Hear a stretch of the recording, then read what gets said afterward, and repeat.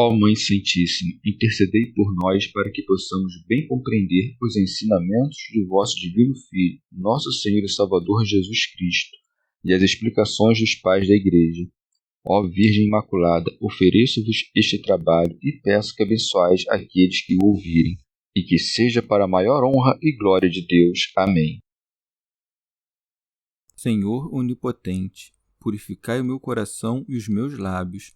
Vós, que purificastes os lábios do profeta Isaías com carvão em brasa, e dignai-vos, por tal modo, purificar-me com a vossa misericórdia, para que possa dignamente anunciar o vosso santo Evangelho.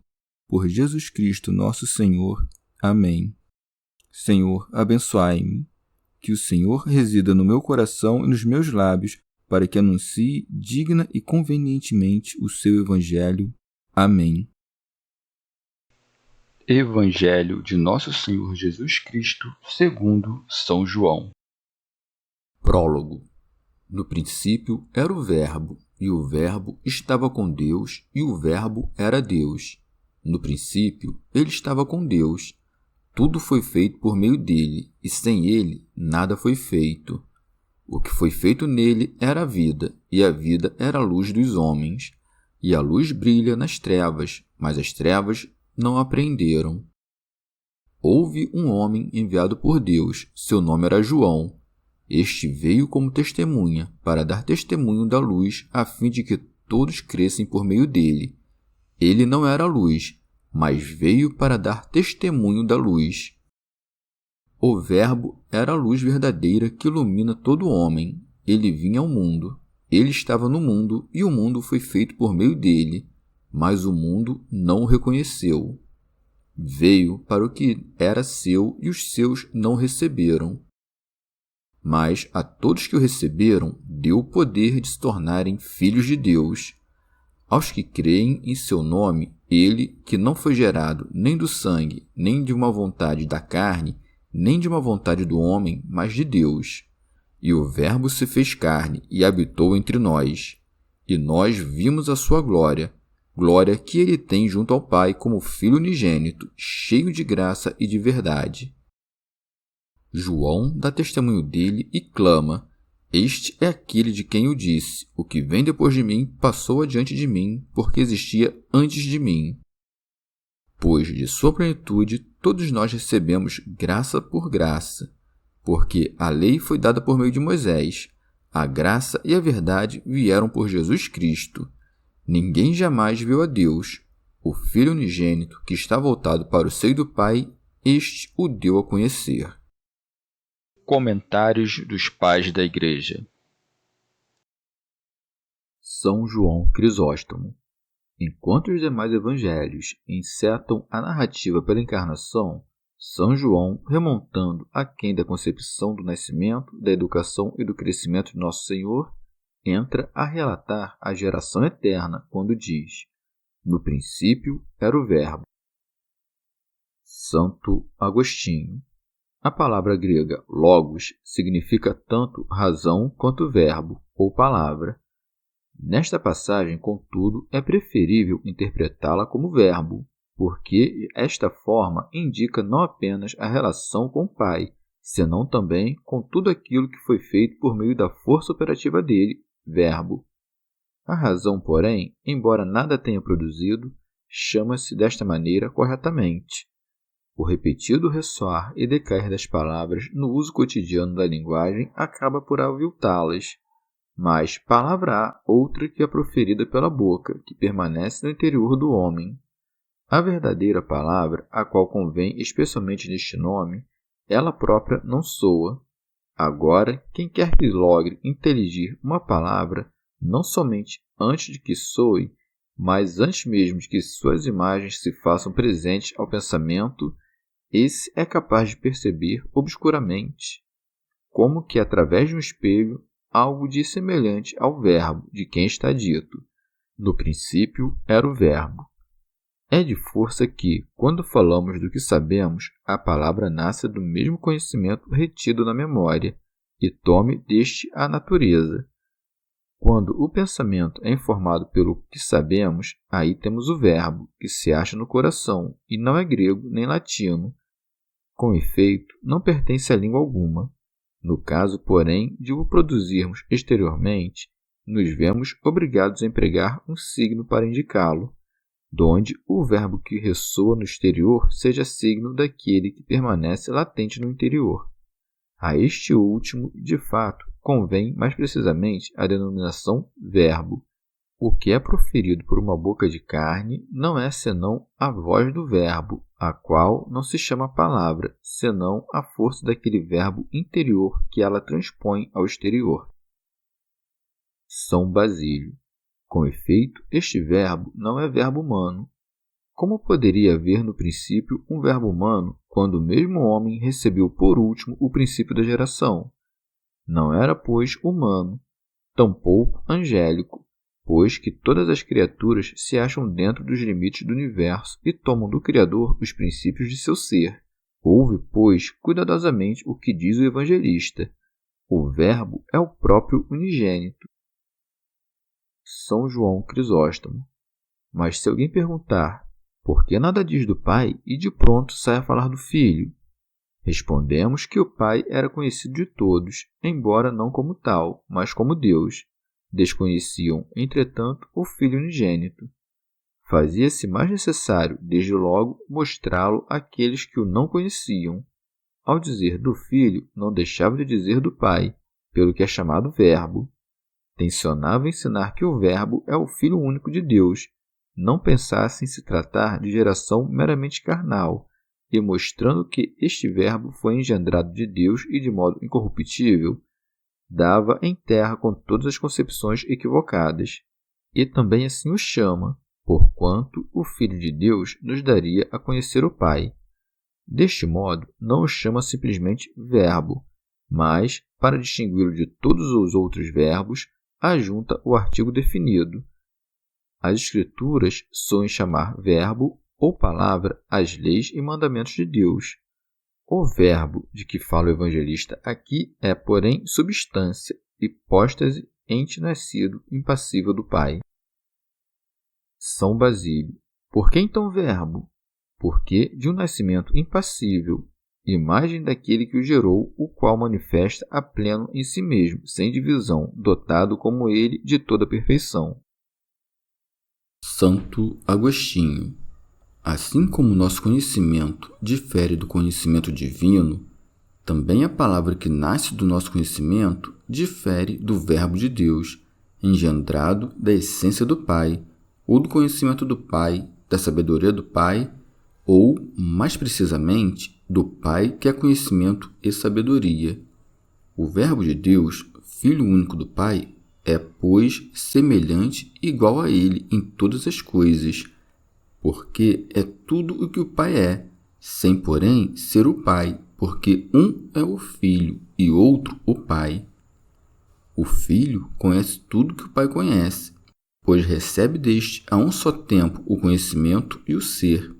Portanto, conhecer e ser fazem-se nele um. Deste modo, o Filho não é para o Pai princípio de conhecimento, porquanto não o é de ser. O Pai engendra ao Filho seu igual em todas as coisas, no anunciar-se a si mesmo. De fato, não lograria enunciar-se em toda a sua integridade e perfeição se o Verbo lhe fosse inferior ou superior sob qualquer aspecto. Consideremos a distância que aparta o Verbo divino do nosso Verbo interior, no qual, entretanto, acha-se alguma analogia com aquele. O Verbo que se faz na nossa inteligência não recebe, de pronto, forma definitiva, mas aparece, primeiro, como ideia vaga, a agitar-se no interior da alma e a produzir os pensamentos vários que então se agitam por sucessão no espírito. Ora, em nós, o Verbo não é senão quando, destes pensamentos que se agitam e sucedem na alma, nasce o conhecimento, o qual, por seu turno, traz o Verbo à existência. Este assemelha-se em tudo ao conhecimento, pois o pensamento, de força, tem a mesma natureza que o conhecimento de onde emergiu. Digno de nota é esta a diferença máxima no Verbo de Deus, que possui a forma de Deus sem que tenha sido antes trabalhado para recebê-la, e de que não haja mais de se desfazer, posto que é a imagem simples e consubstancial do Pai. Este é o motivo por que o evangelista chama o Verbo, e não pensamento de Deus, para que não cogitemos haver mudança em Deus, como se começasse por tomar uma forma que antes não possuía e terminasse por perdê-la.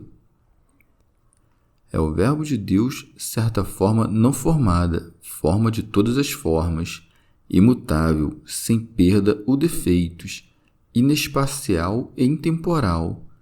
Com efeito, todas as coisas que há, transcende-as.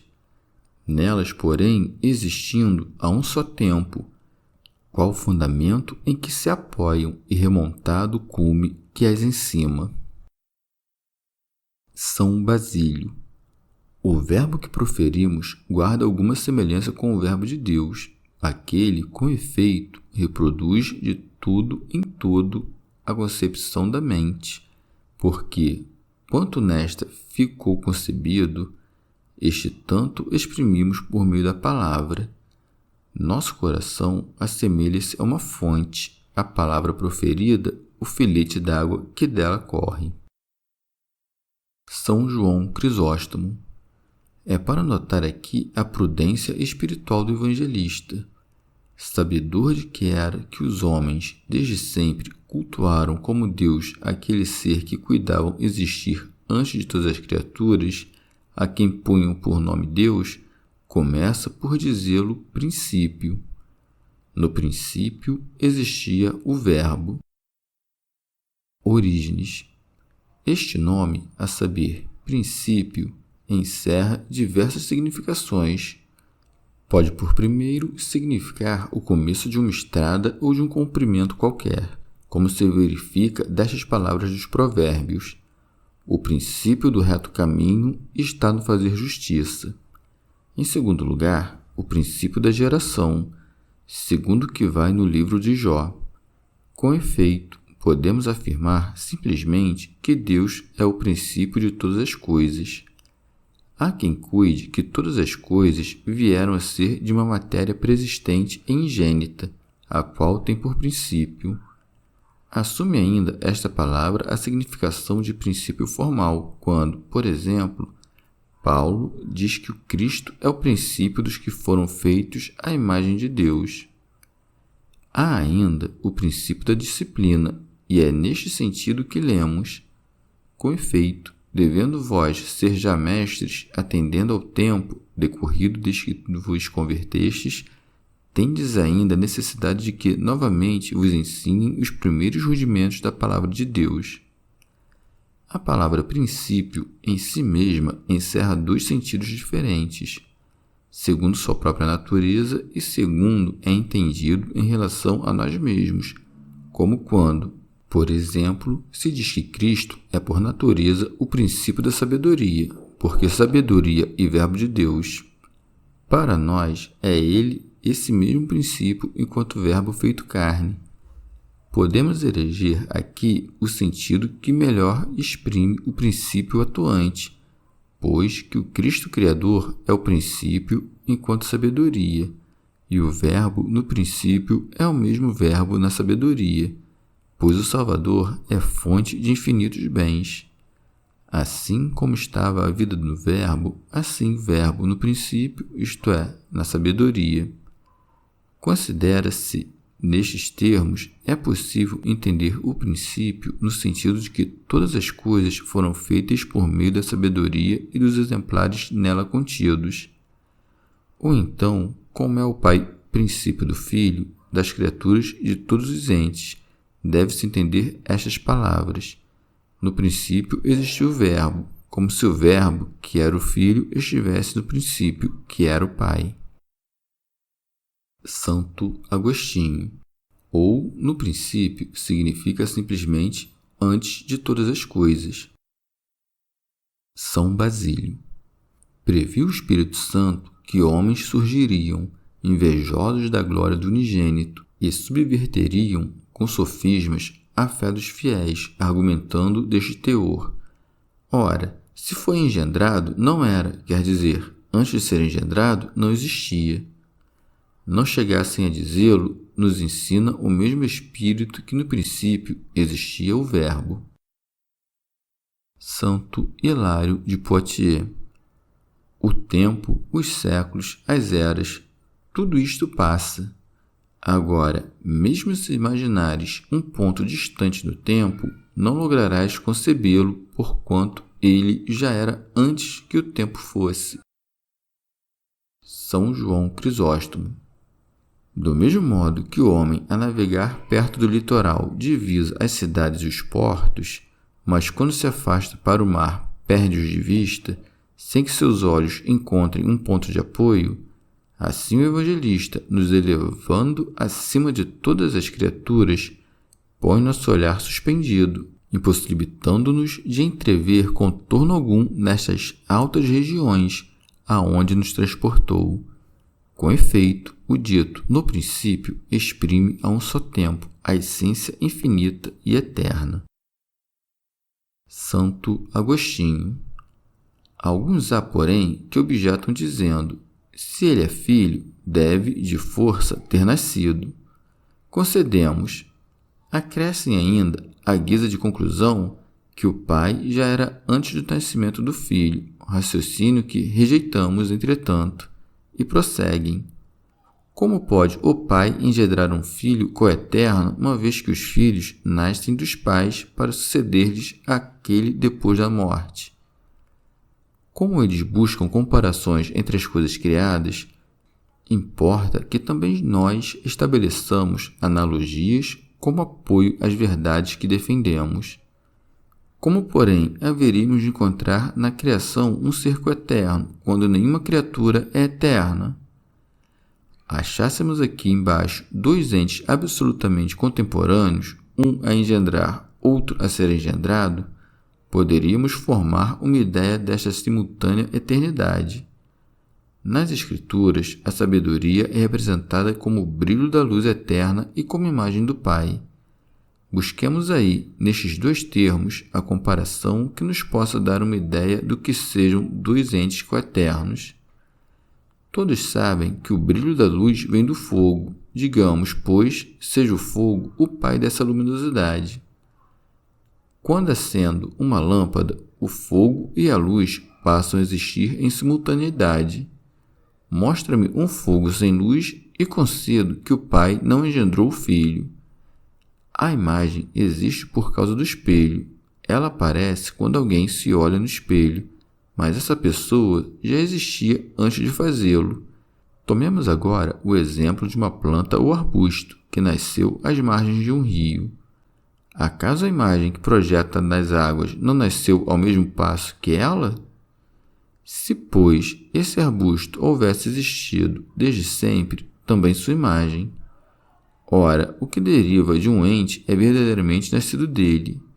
O ente que engendra pode, portanto, ter coexistido desde toda a eternidade com o engendrado. Alguns dirão: entendo que o pai e o filho sejam coeternos, mas cuido que a luz do fogo seja menos brilhante que o mesmo fogo, ou que a imagem do arbusto refletida nas águas seja menos real e perfeita que o próprio arbusto. Não, a igualdade é perfeita e absoluta. Não acredito, redarguir-me-ão, porque não fizeste a comparação correta. Talvez possamos encontrar entre as criaturas alguma relação que seja semelhante e não inferior à coeternidade que vai entre o pai e o filho, mas neste caso não há de ser apenas um gênero de semelhança. Reunamos, pois, dois exemplos distintos. Ao que eles próprios nos fornecem, acrescentamos outro. De fato, eles falavam de entes entre os quais havia certa diferença temporal, por exemplo, entre o homem que gera e o homem gerado. Todavia, digo eu, esses dois homens compartilham de uma mesma natureza. Encontramos, pois, nesse nascimento igualdade de natureza, mas não temporal. Por outro lado, nos exemplos da luz e do fogo e do arbusto com seu reflexo na água, Não há aí igualdade de natureza, mas há simultaneidade. Encontram-se, portanto, reunidas em Deus propriedades que estão disseminadas nas diversas criaturas e objetos, e de tal modo estão unidas, não como estão entre criaturas, mas com perfeição que convém ao Criador. Atas do Concílio de Éfeso. As Escrituras chamam Filho tanto ao Filho do Pai quanto ao Verbo, e também à Luz Eterna, e empregam revezadamente todos estes termos para falar de Cristo, opondo-se assim ao blasfemo. Teu Filho tem a mesma natureza que tu. A Escritura, para que conheças a unidade substancial entre Pai e Filho, chama a este nascido daquele, Filho unigênito. Ademais, como as noções de nascimento e filiação passam a ideia de sofrimento, chama-o Verbo de Deus, pondo a lume o impassivo de seu nascimento. E como todos os pais são mais velhos que seus filhos, o que não se verifica na geração divina, nomeia ao Filho unigênito do Pai como o brilho da luz eterna. De fato, a luz procede do Sol, mas não lhe é posterior. Esse nome, pois, o brilho da luz eterna, mostra que o Filho é coeterno ao Pai. O nome Verbo assina a impassibilidade deste nascimento. O nome Filho, por fim, indica a consubstanciabilidade entre os dois. São João Crisóstomo. Objeta-se ainda que, no princípio, não significa simplesmente o eterno, pois que está dito: no princípio criou Deus o céu e a terra. Que há, entretanto, de semelhante entre as expressões era e criou? Quando dizemos de alguém que é, estamos a indicar o tempo presente. Aplicado a Deus, entretanto, significa aquele que existe sempre desde toda a eternidade. O mesmo vale para a era. Referindo-se à nossa natureza, aponta para o tempo passado. Quando, contudo, se trata de Deus, exprime-lhe a eternidade. Orígenes. O verbo ser encerra a dupla significação, seja que indique diferentes tipos de sucessão temporal, quando é posto a par de outros verbos, seja que exprima a natureza da coisa que se fala sem nenhuma referência ao fator tempo. Eis porque ele é considerado um verbo substantivo. Santo Hilário de Poitiers. Lança, pois, um olhar sobre este mundo, buscando entender o que está dito. No princípio, criou Deus o céu e a terra. O que foi criado recebe a existência no princípio, e quanto depende de um princípio para vir a ser, acha-se igualmente encerrado dentro dos limites impostos pela sucessão temporal. Eis que um mero pescador iletrado, de pouca instrução, arranca-se às amarras do século e logra-se sobrepor a todo princípio. E o Verbo era, com efeito, o que ainda é, não estando circunscrito nenhum tipo de duração. Foi desde sempre o que é, porquanto porém criado. Alcuino. Levantando-se, pois, contra todos aqueles que alegavam um nascimento temporal do Cristo, a ensinar-lhes que ele é desde sempre, enceta o evangelista apontando a eternidade do Verbo. No princípio existiu o Verbo. São João Crisóstomo. A Deus pertence-lhe, sobretudo, o ser eterno e sem princípio, coisa que estabelece o evangelista de pronto, temendo que alguém conclua destas palavras: no princípio existiu o Verbo, de que o mesmo Verbo fosse ingênito, para afastar imediatamente essa ideia ajunta, e o Verbo estava com Deus. Santo Hilário de Poitiers. Estava junto de Deus desde sempre, achava-se fora do tempo, sim, mas nem por isso é ingênito. São Basílio. E torna a dizê-lo por conta dos blasfemos que cuidavam que o Verbo não existia desde sempre. Onde estava? Não poderia estar em algum lugar, porquanto o que não pode ser circunscrito não está sujeito à condição espacial. Mas onde estava? Junto de Deus. Ora, o Pai e o Filho não podem ser contidos no espaço. Orígenes. É para notar que, da leitura das Escrituras, ficamos sabendo que a mesma palavra de Deus se fez em alguns profetas, como sejam Oséias, Isaías e Jeremias. No próprio Deus, porém, não se fez, como se houvesse tempo em que não fossem unidos.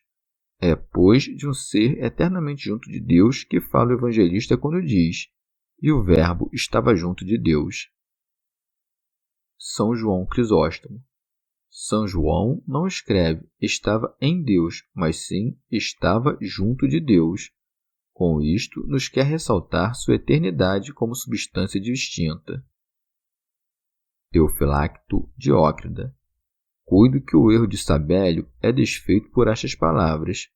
Este heresiarca costumava ensinar que o Pai, o Filho e o Espírito Santo não formavam senão uma só pessoa, a se manifestar ora como Pai, ora como Filho, ora, enfim, como Espírito Santo. O que vai dito, a saber, "e o Verbo estava com Deus", manifestamente o põe confuso, porque declara o evangelista abertamente que o Filho é diferente de Deus, isto é, do Pai. Santo Hilário de Poitiers. Alguns hão de argumentar deste teor. O Verbo não é senão o som da voz, o enunciado das coisas, expressão de pensamentos. Ora, o Verbo estava no princípio com Deus porque a palavra, expressão do pensamento, é eterna, quando, porém, o é aquele que a pensa. Como podia o Verbo estar no princípio se não está sujeito ao antes e depois? Nem mesmo sei se pode existir no tempo. Quando falam os homens, as palavras que proferem não existem antes de que abram suas bocas, e quando param de fazê-lo, elas deixam de existir. Quando chegam ao fim do discurso, o começo já deixou de ser. Mas, se tu tivesses aceitado, ignorante que és, estas primeiras palavras, no princípio existiu o Verbo. Por que inquirir o significado das que seguem? E o Verbo era Deus. Acaso supões que, em Deus, era o Verbo expressão de um pensamento oculto, ou que João ignorasse a diferença entre estar em e estar junto? O que existia no princípio te é apresentado como estando não em outro, mas com outro. Presta atenção, pois, ao nome e à natureza que ele atribui ao Verbo. E o Verbo era Deus. Não se trata aqui de expressão de pensamento ou do som da voz. Esse Verbo é um ser subsistente e não mero som. É uma natureza e não simples expressão, não algo inane, mas Deus. E serve-se o evangelista de um termo simples para não dar aso a confusões. Foi dito a Moisés: "Repara que te constitui Deus do Faraó." Neste caso, entendemos de imediato a razão de termos empregado Deus, graças à palavra que lhe vai a par, a saber, Faraó. Isto é, Moisés foi estabelecido como Deus do Faraó, para que fosse temido e honrado para punir e curar. Vai, contudo, grande diferença entre as duas coisas, isto é, ser estabelecido como Deus e ser verdadeiramente Deus. Lembra-me agora outra passagem das Escrituras. Eu disse: "sois deuses." Mas aí o termo é empregado por benevolência. De fato, a expressão "eu disse" exprime antes certa maneira de falar que a realidade mesma referida pelo nome. Quando, porém, uso a expressão "e o Verbo era Deus", dou fé de que não é um simples modo de dizer, senão verdadeiro referir-se à sua divindade. São Basílio. Assim procedendo, o evangelista logra excluir o blasfemar e o inquirir de alguns que soem perguntar: "Afinal, que é o Verbo?" Responde: "O Verbo era Deus." Teofilacto Diócrida. Pode-se explicar essa passagem ainda de outro modo. Porque o Verbo estava junto de Deus, é evidente que havia duas pessoas distintas a compartilhar uma mesma natureza. É, com efeito, precisamente isso que afirma o evangelista. E o Verbo era Deus, isto é, o Pai e o Filho não têm senão uma e mesma natureza, como uma e mesma divindade. Orígenes. Acresçamos que a palavra de Deus se dirigia aos profetas, iluminando-os do luzir da sabedoria. O Verbo que estava com Deus, ao contrário, recebe dele a natureza divina. Eis porque São João diz, primeiro, que o Verbo estava junto de Deus, para então ajuntar que o Verbo era Deus. São João Crisóstomo. E não era Deus no sentido em que empregava Platão, isto é, seja como inteligência, seja como alma do mundo, coisas de fato completamente estranhas à natureza divina. Há quem faça a seguinte objeção: ao Pai chamamo-lo Deus empregando o artigo definido, ao Filho, porém, sem fazê-lo. Vejamos o que diz o apóstolo São Paulo: do nosso grande Deus e Salvador. Em outra passagem fala deste teor, Deus que está sobre todas as coisas. E ainda, escrevendo aos Romanos, diz, graça vos seja dada e paz da parte de Deus nosso Pai, isto é, sem usar do artigo. Ademais, seria perfeitamente supérfluo aqui, uma vez que foi empregado continuamente nos trechos precedentes. Disto conclui-se o seguinte: ainda que o artigo não seja acrescido à palavra filho, nem por isso ele é menos Deus que o Pai. Santo Hilário de Poitiers. Aturdem-me estas palavras. Sim, esse inesperado dizer perturba-me, porquanto bem me lembra que os profetas anunciaram um só Deus. Mas o nosso pescador, em seguida, acalma-me o ânimo explicando a razão deste tão remontado mistério. De fato, ele o põe em relação com o Deus único, afastando de pronto o desonroso, o amesquinhante, apartando-se outrosim da mesma noção de tempo, dizendo, no princípio ele estava com Deus, isto é, com Deus ingênito, do qual foi proclamado Filho unigênito e verdadeiro Deus. Teofilacto Diócrida.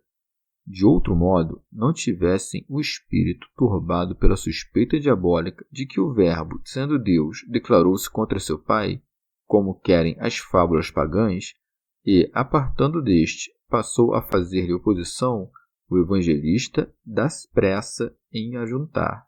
No princípio ele estava com Deus, isto é, o Verbo de Deus jamais existiu separadamente de Deus. São João Crisóstomo.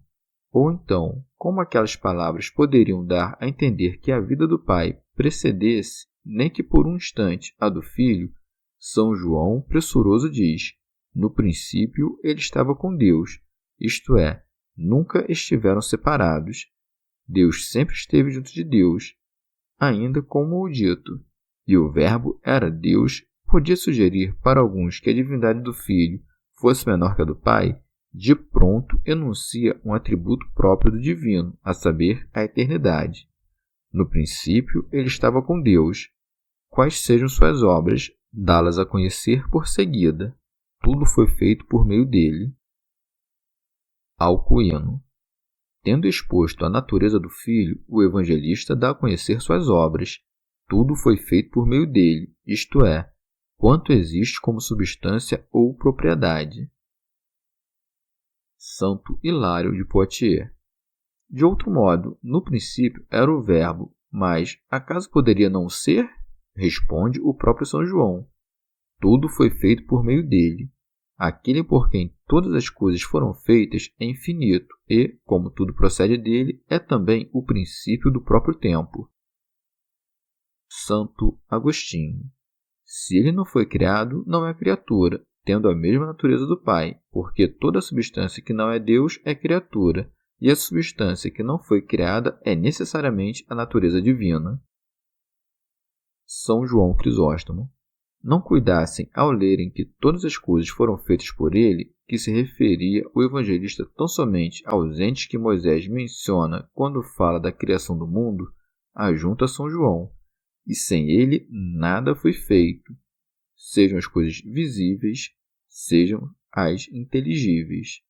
Ou então, não houvesse que a expressão todas as coisas se referisse exclusivamente aos milagres relatados pelos demais evangelistas, acresce, e sem ele nada foi feito. Santo Hilário de Poitiers. De outro modo, dessa expressão, a saber, todas as coisas foram feitas por ele, pode-se dizer que tenha um sentido indeterminado. Ora, um ser existe que não foi engendrado nem produzido por ninguém. Há ainda um filho engendrado por aquele que é ingênito. O evangelista dá a entender que o Pai é o feitor de todas as coisas, ao falar daquele que lhe está estreitamente associado, quando diz: "E sem ele nada foi feito". E porque nada foi feito sem ele, concluo de força que não estava só. Com efeito, um é aquele por quem foram feitas todas as coisas, outro é aquele sem o qual nada foi feito. Orígenes. Outra interpretação possível. Não cuidassem que haveria coisas criadas pelo Verbo e outras que são de per si, acresce, e sem ele nada foi feito, ou seja, nada foi feito fora dele, pois que o Verbo abarca, contém e conserva todos os seres. Santo Agostinho. Ou então a expressão "e sem ele nada foi feito" afasta-nos a ideia de que o Verbo é uma criatura entre outras. Como afirmá-lo quando o evangelista diz que o mesmo Deus nada fez sem ele? São Beda. O evangelista acaba de dizer que todas as criaturas foram feitas pelo Verbo, a fim de que não lhe atribuíssemos uma vontade cambiante, como se, por exemplo, ele decidisse fazer uma criatura que não conhecesse desde toda a eternidade. Ele toma cuidado de nos ensinar que a criação sucedeu no tempo, é verdade, mas que o instante e o objeto dela existiram desde sempre no pensamento eterno, na sabedoria do Criador, e expressa-o nesses termos: o que foi feito nele era a vida. Santo Agostinho. Pode-se interpretar essa passagem deste modo: o que foi feito nele era a vida. Neste caso, tudo é vida, porque nada há que não tenha sido feito por ele, a sabedoria de Deus, como diz o salmista: "Fizeste com sabedoria todas as coisas". Pode-se dizer igualmente, pois, que todas as coisas foram feitas nele como foram por ele. Portanto, se tudo que foi nele criado é vida, então a terra é vida e a pedra do mesmo modo. Afastemo-nos dessa interpretação equivocada, tão própria aos maniqueístas. Não adotemos tão absurdo discurso, a dizer que as pedras e as paredes são dotadas de vida. Quando são refutados e contrariados, apoiam-se nas Escrituras dizendo-nos: então, por que está escrito que tudo que foi feito nele era vida? Faz-se, pois, necessário entender essa passagem do seguinte modo: o que foi feito era vida nele. A terra foi criada, mas esta que foi criada não é vida. O que é vida não é senão a razão espiritual, o pensamento eterno que existe na sabedoria de Deus, em virtude da qual a terra foi feita. Assim, a vida não a achamos num móvel qualquer, por exemplo, quando é fabricado. Com efeito, esse móvel é vida no projeto que foi na mente do artífice. Do mesmo modo, contém a sabedoria divina pela qual tudo foi criado, os projetos eternos de todas as criaturas e, bem que estas coisas não sejam em si mesmas a vida, vivem naquele que as fez. Eufilacto Diócrida. Disse que nele estava a vida. Ninguém cresce que o Verbo se achava separado dela. Agora ensina que ele é a vida espiritual e a luz de todos os seres racionais. E a vida era a luz dos homens, como se dissesse: não se trata da luz sensível, mas de uma luz de todo intelectual, capaz de alumiar a própria alma. Santo Agostinho. É esta a vida que ilumina todos os homens. Os animais, contudo, estão privados dela, porque desprovidos de alma racional capaz de sabedoria. O homem, ao contrário, criado à imagem de Deus, está dotado de alma racional que lhe permite compreender a mesma sabedoria. Assim, essa vida que trouxe todas as coisas à existência é, ao mesmo tempo, luz a clarear não distintamente todos os animais, senão somente os homens. Esta vida, que é a luz dos homens, os corações dos insensatos não puderam compreendê-la, pois que, puxados para baixo pelos pecados, não lograram divisá-la, e para que não a crescem inexistente, porque a não enxergam, prossegue, e a luz brilha nas trevas, mas as trevas não a aprenderam. Um homem cego está como que ausente para o sol, embora este lhe esteja presente. Ora, todos os insensatos dir-se-iam têm a sabedoria diante dos olhos, mas não podem vê-la, não porque cegos, ela lhes esteja de largo, senão porque eles acham-se apartados dela. Orígenes, porque não é o próprio Verbo chamado luz dos homens, mas a vida que nele havia. A vida em questão aqui não é aquela compartilhada tanto pelas criaturas racionais quanto pelas irracionais, mas é que se acha unida ao mesmo Verbo, do qual tomamos parte por via deste Verbo primevo, e que nos capacita não somente a discernir a vida aparente e desprovida de realidade, senão também desejá-la como verdadeira. Participamos, pois, por primeiro, na vida que, para alguns, não é ainda posse atual da luz, senão mera potencialidade, porquanto não desenvolveram ainda aquele vivo desejo de conhecimento. Para outros, ao contrário, essa vida se faz luz em ato. São estes aqueles que, seguindo o conselho do apóstolo, buscam com afinco dons os mais perfeitos, isto é, a palavra de sabedoria. Santo Agostinho.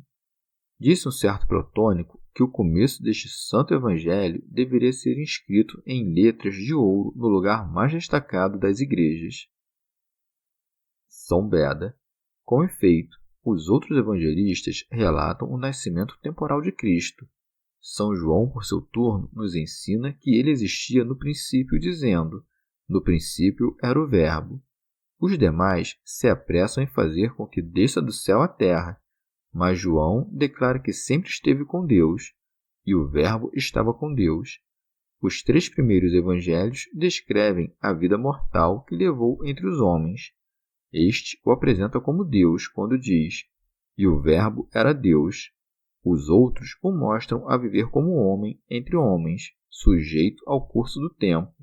Aqui, Deus junto de Deus no princípio. No princípio, ele estava com Deus. Os demais evangelistas relatam as grandes coisas que fez enquanto homem. São João nos dá a conhecer que Deus Pai fez todas as coisas por ele. Tudo foi feito por meio dele e sem ele nada foi feito. Santo Agostinho. O que precede esta passagem tinha por objeto a divindade de Jesus Cristo, que, vindo até nós, revestiu-se da forma humana. Como, porém, no Verbo feito carne a humanidade velava a divindade, um homem extraordinário foi enviado antes dele, por cujo testemunho se soubesse que ele era mais que homem. Houve um homem, Teofilacto Diócrida, e não um anjo, contrariando o que muitos ideavam. Santo Agostinho. Como haveria este homem de nos dizer a verdade sobre Deus? Porque foi enviado por Deus. São João Crisóstomo. Nada do que diz é puramente humano, não é de si próprio que veio falar. Tudo o que lhe saía da boca é ditado por quem o enviou, motivo porque foi tido em conta de anjo por um profeta. Eis que mando o meu anjo. Porque um anjo, isto é, enviado, nada tem de seu para comunicar. Quando escreve que foi enviado, não lhe refere o ser, senão ao ministério que viria a cumprir. Assim como Isaías, que não foi enviado de um lugar qualquer, senão de um ponto em que contemplou o Senhor assentado sobre aquele alteado trono sublime, assim João Batista foi enviado do deserto a batizar, como ele mesmo atesta quando fala por estas palavras: o que me mandou batizar em água disse-me: aquele sobre quem vires descer e repousar o Espírito, esse é o que batiza no Espírito Santo. Santo Agostinho. A este homem, que nome lhe puseram? Seu nome era João. E por que foi enviado? Este veio como testemunha para dar testemunho da luz. São João Crisóstomo. Não porque se fizesse necessário o testemunho da luz, mas para nos dar a saber o verdadeiro motivo da missão de João Batista, o evangelista prossegue, a fim de que todos crescem por meio dele. O Filho de Deus assumiu nossa carne mortal para que não nos perdêssemos, e com o mesmo intuito envia antes de si um precursor, a fim de que a voz de um semelhante tornasse os homens mais inclinados a aceitá-lo. São Beda. Não diz com efeito o evangelista, a fim de que todos crescem nele, porque é maldito o homem que confia no homem, mas a fim de que todos crescem por meio dele, isto é, que todos crescem naquela luz por meio do seu testemunho. Teofilacto Diócrida. Não há que se culpar João se alguns se recusaram a crer. Se um homem se encerra numa sala sombria, privando-se dos raios do sol, não haveremos de culpar a este, mas aquele. Assim, João foi enviado para que todos crescem por meio dele. Se esse objetivo não foi inteiramente alcançado, não lhe podemos imputar a causa do fracasso. São João Crisóstomo. Segundo o sentir comum, o que dá testemunho parece superior ao testemunhado e mais digno de fé. Por esse motivo, apressa-se o evangelista a desfazer esse engano a propósito de João, dizendo: ele não era luz, mas veio para dar testemunho da luz. Ora, se não fosse essa a intenção, não teria repetido a frase, para dar testemunho da luz. Não seria um desenvolver a doutrina, mas um inútil repetir-se. Santo Agostinho. Por aqui, bem se vê a que luz se referia João Batista. O Verbo era a luz verdadeira. São João Crisóstomo. O evangelista havia dito que João Batista foi enviado para dar testemunho da luz. Ora, para que não pensassem a partir do fato de a testemunha ter aparecido tão recentemente, o mesmo do próprio testemunhado, e para que não ficasse suspeita alguma a respeito daquele que dá testemunho, eleva o evangelista nossos pensamentos até essa existência anterior a todo princípio. O Verbo era a luz verdadeira. Santo Agostinho. Porque o evangelista julgou necessário acrescentar o adjetivo verdadeira, porque ao homem iluminado chamamos-lhe também luz, mas a verdadeira luz é aquela que ilumina. Aos olhos chamamos também luz, e contudo é em vão que os abrimos se não há, na escuridão da noite, lâmpada que os aclare, ou, durante o dia, lhe não alcançam os raios do sol. Também escreve o evangelista, que ilumina todo homem. Ora, se ela ilumina todo homem, ilumina o mesmo João. De fato, ela iluminou o homem escolhido para lhe dar testemunho. Assim como se conhece o nascer do sol pelo reflexo de seus raios no corpo iluminado, e contudo não podemos fitá-lo diretamente, assim os homens que têm os olhos enfermiços podem divisar aqui um muro, ali uma montanha ou outros objetos assemelhados. O mesmo se passava com aqueles que conviveram com Jesus Cristo, menos capazes ainda de lobrigá-lo. Alumiou a João com o seu irradiar, e este, confessando de maneira sublime a fonte de onde provinha a luz, deu a conhecer quem o iluminava. Acresce: ele vinha ao mundo, ou seja, se o homem não viesse a este mundo, não teria necessidade de ser iluminado. Porém, como deixou o lugar em que gozava contínuo essa luz divina, tem agora a necessidade de ser iluminado. Teofilacto Diócrida. Vestem-se os maniqueístas ao afirmar que somos obra de um Criador mau e tenebroso, porquanto jamais lograríamos ser iluminados não fôssemos criaturas da verdadeira luz. Santo Agostinho. A luz que ilumina todos os homens veio a esta terra oculta sob carne mortal, porque não tivera velado-se a si mesma, passaria despressentida aos insensatos, aos cegos e aos maliciosos, a quem referia-se mais acima São João. Mas as trevas não a apreenderam, pelo que escreve aqui: ele estava no mundo. Orígenes. Quando um deixa de falar, silencia-se-lhe a voz, não sendo mais ouvido, desaparece. Do mesmo modo, o Pai Celeste resolvesse fazer calar seu verbo, a obra deste, a saber, o universo que criou, deixaria de ser. Santo Agostinho. Não creias que ele esteve no mundo como está a terra, ou como estão os animais e os homens. Não, esteve a modo de um artesão em relação às próprias obras, e o mundo foi feito por meio dele. Todavia, ele não criou o mundo como o artesão produz uma obra, porquanto esta lhe é exterior. Deus, ao contrário, acha-se como que infuso no mundo que criou, presente por toda parte, de nada se ausenta. É, portanto, a força dessa majestade que cria e governa. Era, portanto, no mundo como seu Criador. São João Crisóstomo.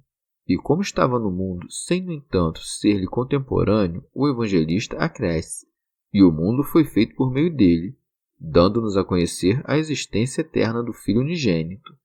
Com efeito, alguém que ouvisse ser o todo do universo obra dele, mesmo que possuísse uma inteligência limitada, de força haveria de concluir que o Criador era antes da criação. Teofilacto Diócrida. Aqui confunde São João a uma o erro insensato dos maniqueístas, que pretendiam ter sido o universo criado por um princípio maligno, e o dos arianos, que ousavam sustentar que o Filho de Deus era simples criatura. São João Crisóstomo. O dizer, mas o mundo não o reconheceu, refere-se aos tempos que precederam a encarnação. As palavras que seguem, a saber, vieram para o que era seu, dizem respeito à era da prédica do Evangelho, pelo que escreve, veio para o que era seu. Santo Agostinho.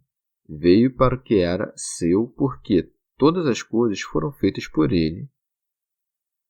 Teofilacto Diócrida. E seu aqui designa ou o mundo ou a Judéia, que escolhera como herança. São João Crisóstomo. Veio para os seus não movido por interesse pessoal, senão por cobri-los de bênçãos. Mas de que parte poderia vir aquele que é onipresente? De fato, fê-lo à conta da sua grande condescendência para conosco.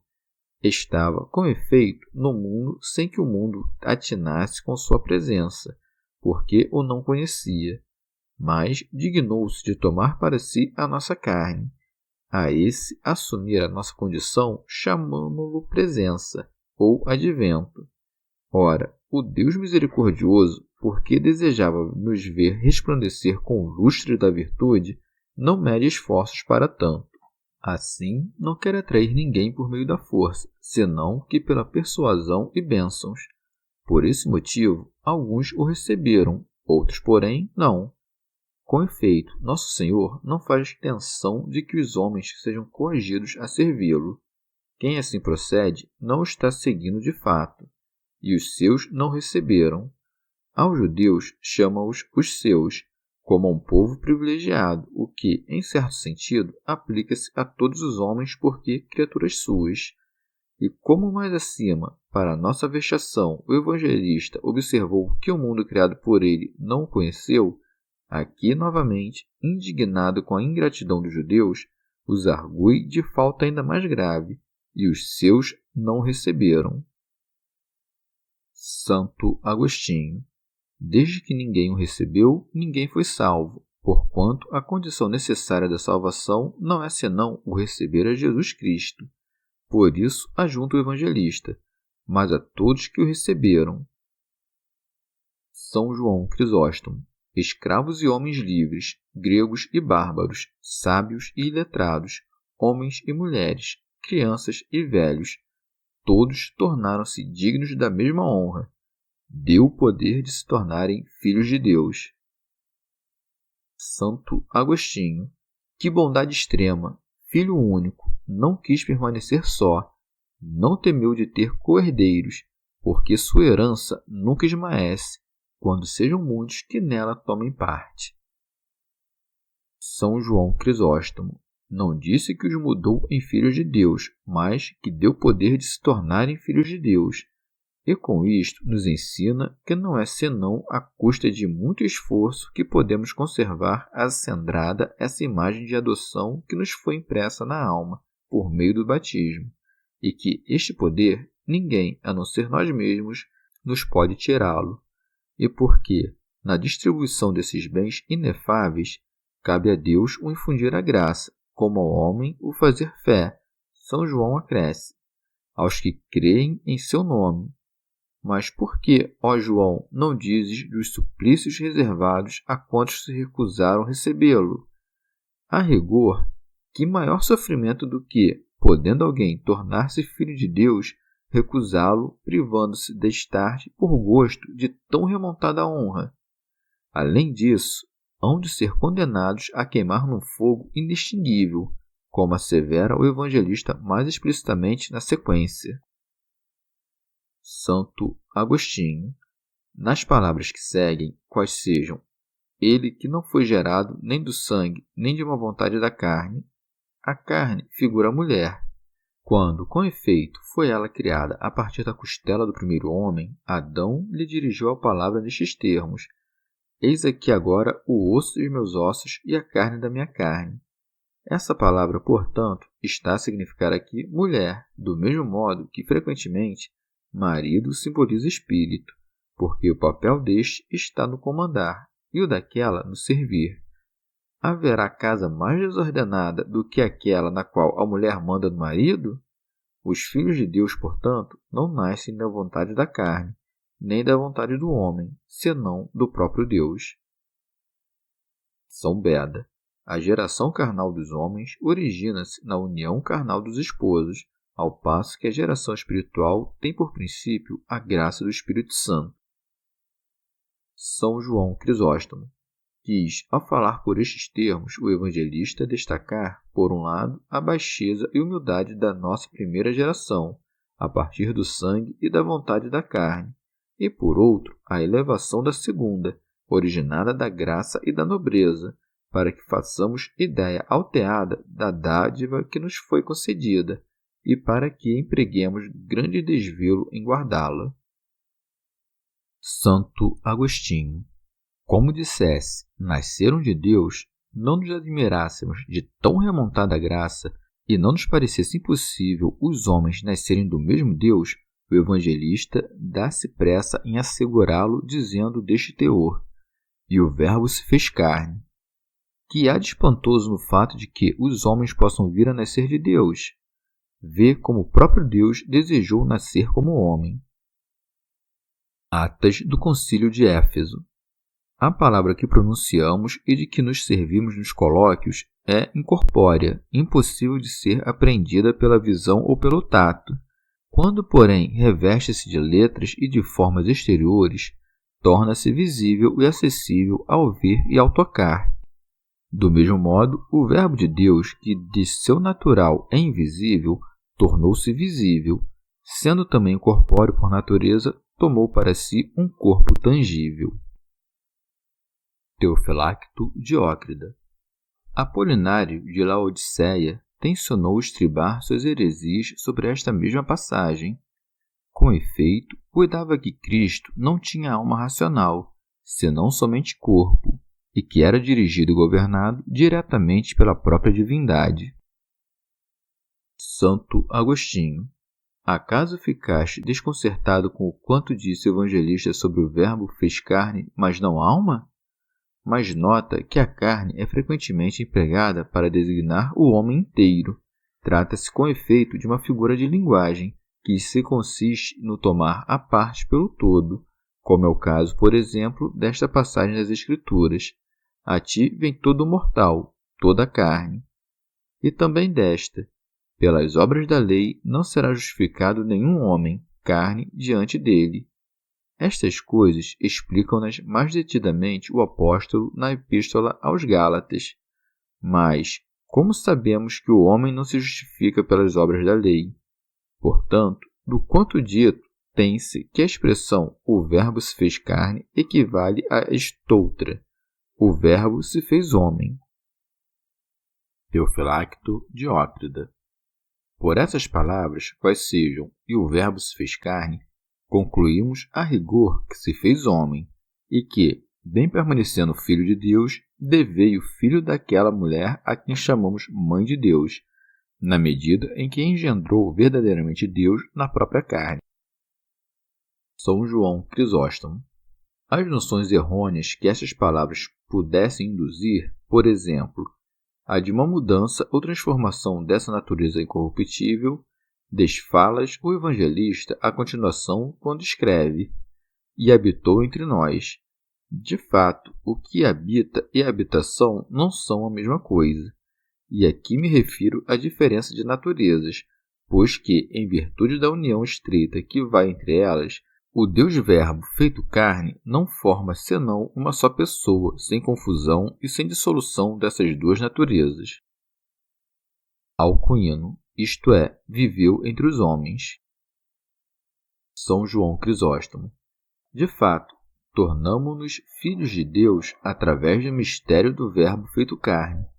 Agora, dá-nos a conhecer o evangelista outro benefício da encarnação, e nós vimos a sua glória, porque jamais a teríamos visto se não tivesse saído a lume numa forma semelhante à nossa. Com efeito, se os hebreus sequer lograram resistir ao brilho da visagem glorificada de Moisés, que ele teve de cobrir, como nós, cujas origens e cujos instintos são terra, haveríamos de lançar vistas à própria divindade inacessível mesmo às potências superiores do céu.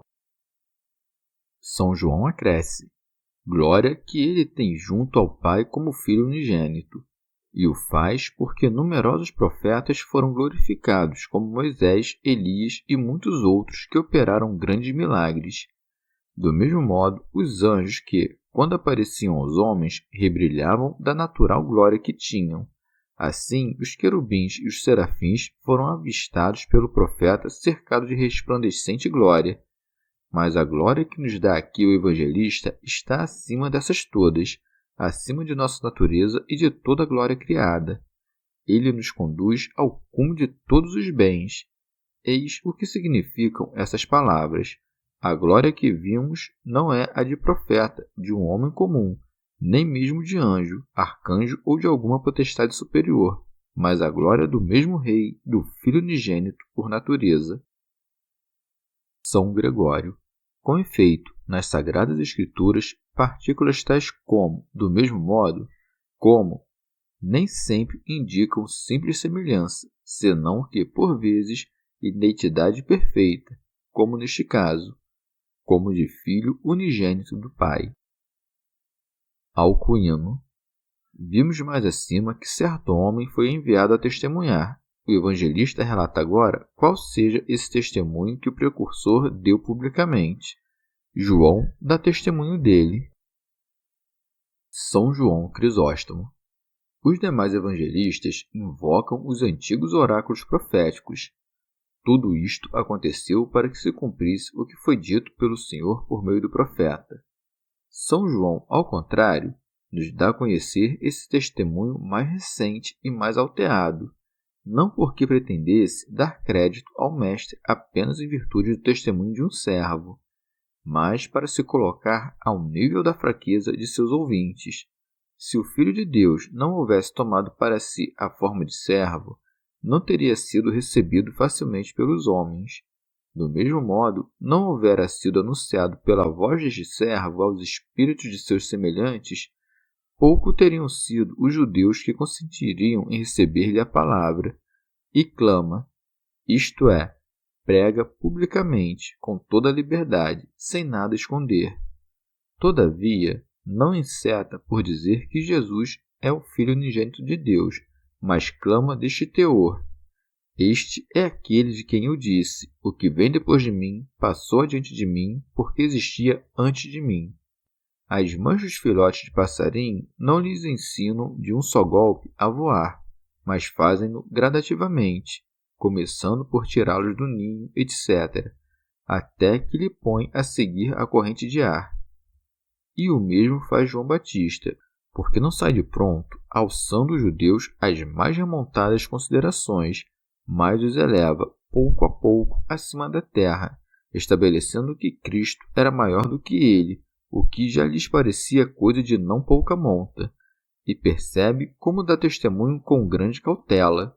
Não espera que Jesus esteja presente para o apontar, mas anuncia com antecedência que ele veio para o meio dos homens. É precisamente isto que indicam estas palavras. Este era aquele de quem eu disse. João Batista procede desta maneira, visando a preparar o espírito dos homens a receber Jesus Cristo mais facilmente, não se afastassem dele por tudo que já havia sido dito precedentemente, e não o rejeitassem à conta de sua aparência. De fato, o Salvador tinha uma forma exterior tão simples e comum que, se os judeus tivessem ouvido falar dele depois de o terem visto, se mofariam do testemunho de João. Também se pode dizer que São João Evangelista acresce ao de João Batista o próprio testemunho. Neste caso, esse trecho não registra as palavras do precursor, senão as do discípulo. Eis o sentido delas. Nós outros, os 12 apóstolos e ainda toda a multidão de fiéis presentes e futuros, também recebemos a plenitude de Jesus Cristo. Santo Agostinho, que recebestes? Graça sobre graça, quer dizer, por primeiro, algo de inefável e em seguida, graça sobre graça. Deste modo, recebemos, no participar de sua plenitude, de início graça, de seguida, graça sobre graça. Qual a primeira graça que recebemos? A mesma fé, assim chamada, porque dada gratuitamente. Os pecadores, portanto, receberam essa primeira graça, que neles operava como o princípio da remissão dos pecados, e depois graça sobre graça, isto é, a essa graça de viver na fé, recebemos outra, a da vida eterna. Porque, de fato, esta é como que a recompensa da fé, e dado que esta é graça, a vida eterna é também graça dada sobre outra graça. Esta não existia no Antigo Testamento, porque cabia à lei punir, mas não socorrer. Ordenava sem curar. Mostrava o mal sem desaparecer com ele. Contentava-se com preparar os homens a receber o médico que haveria de trazer graça e verdade. Eis porque o evangelista ajunta. Porque a lei foi dada por meio de Moisés, a graça e a verdade vieram por Jesus Cristo. A morte do seu Senhor destruiu a morte temporal e a eterna, e esta graça a lei prometia, mas não a podia dar.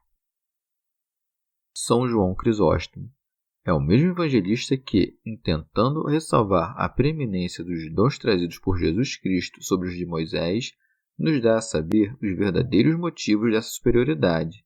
Este, sendo um simples servo, dispensou graças de somenos importância. Jesus, ao contrário, Senhor soberano e Filho de Rei, irradiou-nos graças de ordem deveras superior, porque contempla o Pai e com ele se compadece na vida eterna. Por isso diz, ninguém jamais viu a Deus. Santo Agostinho. Por que então disse Jacó, vi a Deus face a face? E quanto a Moisés, de quem foi dito, o Senhor falava a Moisés face a face? Também, no mesmo sentido, o profeta Isaías, falando de si mesmo, disse, vi o Senhor sentado sobre um alto e elevado trono. São Gregório. Essas passagens nos ensinam claramente que, no transcurso desta vida mortal, podemos de fato divisar Deus em certas figuras, mas não nos é dado o contemplá-lo em sua natureza.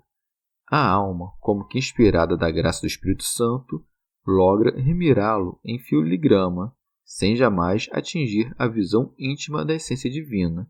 É por isso que Jacó, assegurando que viu Deus, a rigor não viu senão a um anjo. Do mesmo modo, Moisés, que, falando face a face com Deus, rogou-lhe deste teor, mostra-me a tua glória, donde se conclui que tinha sede de contemplá-lo em todo o esplendor desta natureza infinita que entrevia como em figuras. São João Crisóstomo. Ninguém senão o Filho e o Espírito contemplam o Pai. Como seria possível a criatura completar o incriado? Ninguém, pois, conhece o Pai senão o Filho. O Filho unigênito, que está voltado para o seio do Pai, este o deu a conhecer. E para que ninguém levasse a certeza de que Filho aqui se referisse aos filhos de Deus pela graça, precedeu esta palavra do artigo. E como se isso não bastasse, acrescenta o termo unigênito. Santo Hilário de Poitiers. O nome Filho não parecia explicitar-lhe o suficiente a natureza divina, motivo porque João Batista ajunta um termo que designa a virtude que lhe é própria. Com efeito, servindo-se da expressão Filho unigênito, exclui em absoluto a noção de adoção, pois que a natureza divina, e somente ela, é capaz de preencher toda a significação do termo unigênito. São João Crisóstomo. E desta mesma verdade ajunta ainda outra prova, que está voltado para o seio do Pai, privilégio deveras superior à mera visão de Deus. De fato, quem apenas vê não logra conhecer perfeitamente o que vê. Aquele, porém, que habita no seio do Pai, esse nada pode ignorar. Quando, pois, ouvires estas palavras, ninguém jamais viu o Pai, senão o Filho, não as tome no sentido de que este detém apenas um conhecimento superior àquele dos homens, e que, contudo, não abarca a imensidade do seu ser. Quando o evangelista nos dá a conhecer que ele está no seio do Pai, refere-se com isto à união íntima entre os dois, no eterno coexistir. Santo Agostinho. No seio do Pai, isto é, na presença secreta do Pai, porque esse termo não se aplica propriamente a Deus. Servimos-nos desta expressão, contudo, porque aquilo que entendemos por seio é como que a nossa parte mais íntima. Aquele que conhece o Pai no seu íntimo é que nos pode contar o que viu. São João Crisóstomo. E o que nos contou? Que não há senão um só Deus. Ora, acaso não foi precisamente isto que Moisés e os profetas nos deram a conhecer antes da vinda de Jesus? Que aprendemos do Filho a respeito de que está voltado para o seio do Pai? Que o unigênito falou por meio dos profetas, que através dele recebemos uma doutrina em muito superior, que Deus é Espírito, que seus adoradores devem adorá-lo em espírito e verdade, e, finalmente, que Deus é o Pai do Filho unigênito. Chegamos ao fim de mais um dia de comentários da Catena Áurea. Muito obrigado por ficarem até aqui, que Nossa Senhora derrame suas graças sobre nós e até amanhã.